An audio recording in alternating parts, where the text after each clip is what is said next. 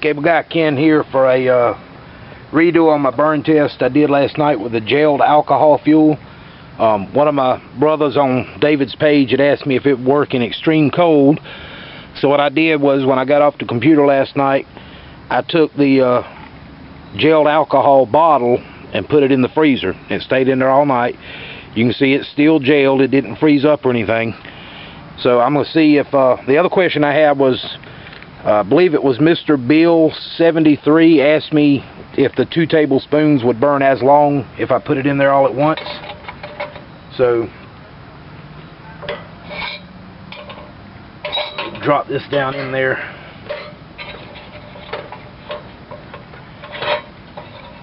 And I'm actually going to use just my little tin cup tonight instead of my big cup, because it'll actually sit on here a little bit better. See if that makes a difference as well. The other thing I had was, one of my friends who actually sent me a very nice stove that I'll show you in a minute, was talking about lighting his.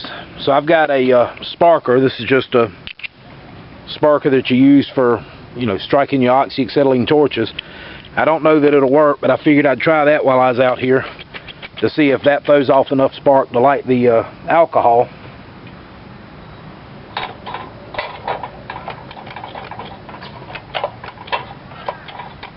Nah, not quite. Not at least the gel part it won't anyway. So I do have a strike anywhere, and it lit right up. And I'm sure something like a ferro rod that throws off, you know, a good bit of heat would probably do the same thing. We'll get some cold water again out of my little basin. That's almost full to the very brim. That is I think that is a 16-ounce can, so it's 16 ounces of water. The other thing I was going to show you is, one of my good friends, another one of my friends from Dave's forum Facebook page, sent me one of his little stoves. We did kind of a trade, so I was going to do a little burn on it real quick. Just put a little bit of alcohol on there on the outside, and I'm just going to put a very little on the inside. I don't need it to burn long. I just want to watch it burn. So I don't think this will even, yeah, that's not even going to strike the heat. So get a regular lighter here and get her going. You know, it's a beautiful thing when somebody that's a master of perfection does something like this. You can see the gel's going pretty good. I can hear that bubbling. I ain't got very much in there, but you can see it's starting to jet already. And the wick's burning off, and poof. And of course, if I put a pot on top of that, which I didn't bring a spare pot out here with me, but if I put a pot on top of it, it'll force it out of these jets further. Or I could also set that inside of my hobo stove and lower my pot down on top of it. And I just put a little squirt in there, probably a teaspoon, so it's going to burn out quick. I just wanted to burn it real quick. But just to let y'all know, I started the timer on that at 5:30 on the gel there. Let it keep going, and I'll get back with you here in a few minutes. We'll see how we're looking.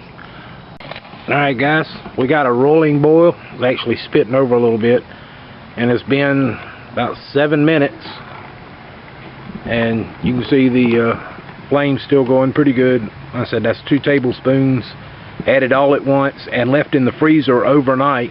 So, you know, it was as cold as it'd be, at least where I live. Y'all got to keep in mind, here in South Carolina, you know, if it gets to freezing, it's a miracle to us. But like I said, it's been 6.5, 7 minutes to a rolling boil, and looks like it's fizzling out. I ain't gonna cut the video. I'm gonna go ahead and let it stay on, see how long it takes to go out.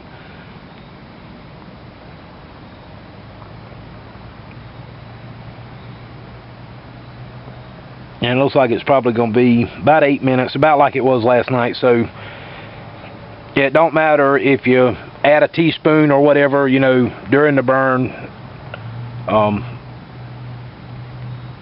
You know, or if you put it all in at one time, it doesn't really extend. Now, if I added to it now, you know, definitely it would extend it if I added any more. And that's something I've thought of with, you know, with this kind of stove. I've got some of those little Cajun injector needles like you inject your turkeys and chickens with, and I could file the end of that needle down to where it's only got one jet on it, because as they come from the factory, they usually have a jet on the end and one or two jets coming off each side to squirt it out in multiple directions. But I only need it to come out of one spot, and I could use it to inject into that safely while it's burning. You know, keep some in the little injector needle, put the end on it, stick the needle down in there and squirt it in there, and with it being a gel and the size needle that it is, it would definitely go through there. Alright, so yeah, it's looking like about 8 to 8.5 minutes, and we're going to say that's out. Get a couple of sticks here to kind of pick this up. I don't have any fancy gloves or anything like that. And let's see if I can't get this to pop out of there real quick for you. I want to show you the inside of this can. I know it's hot, but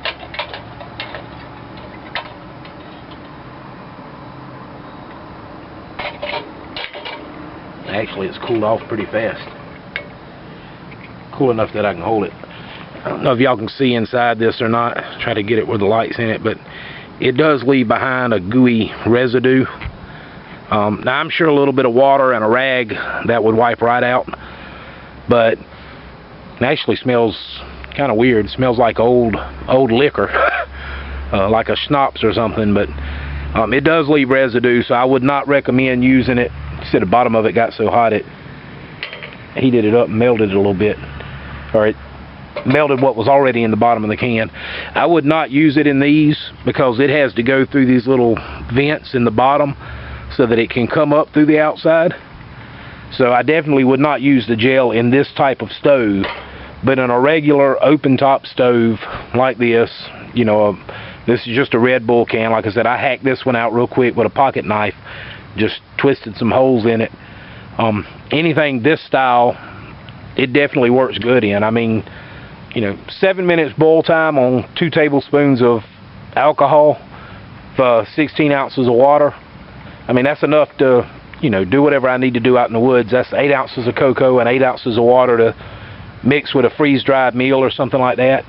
A little bit bigger stove, and I could put 3-4 tablespoons in it and increase my burn time and increase my boiling capacity with, I mean, 2 tablespoons didn't even come up to the holes I put in it good. So I could probably put 3 tablespoons in this and be right at the bottom of these holes, and that'd probably extend my burn time another 3 or 4 minutes to allow me to get, you know, a larger container of water going to do multiple things with at one time. Make coffee, freeze-dried meals, instant rice, anything like that, you know.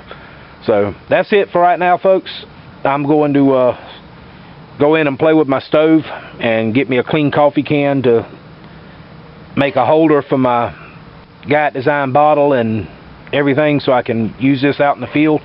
I currently cook my meals every day in that hobo stove. I just use this to heat up a small enamel pot, and you can see it gets used a lot. But that's what I heat up food with while I'm working every day on the side of the road.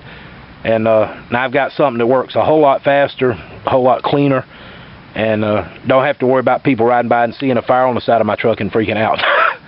So that's it for me right now. Cable Guy Ken here. Appreciate everybody watching.